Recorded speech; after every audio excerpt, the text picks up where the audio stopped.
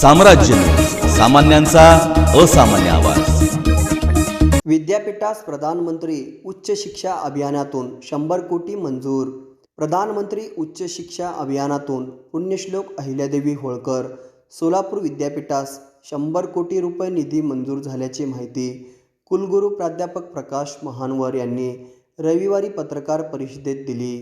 मंगळवारी थेट प्रक्षेपणाद्वारे पंतप्रधान नरेंद्र मोदी यांच्या हस्ते योजनेचा शुभारंभ होणार आहे। बहुविध शिक्षण संशोधन आणि पायाभूत विकासासाठी हा निधी वापरला जाणार आहे। शनिवारी रात्री केंद्र सरकारकडून प्रधानमंत्री उच्च शिक्षा अभियानातून निधी मंजूर झालेल्या विद्यापीठाची यादी जाहीर करण्यात आली। यामध्ये महाराष्ट्रातील 4 विद्यापीठांचा समावेश आहे। यामध्ये पुण्यश्लोक अहिल्यादेवी होळकर सोलापूर विद्यापीठाचाही समावेश आहे आणि 100 कोटी रुपये निधी मंजूर झाला आहे।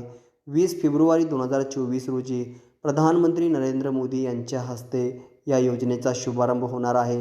त्याचे थेट प्रक्षेपण निधी मंजूर झालेल्या सर्व विद्यापीठांमध्ये दाखवण्यात येणार आहे।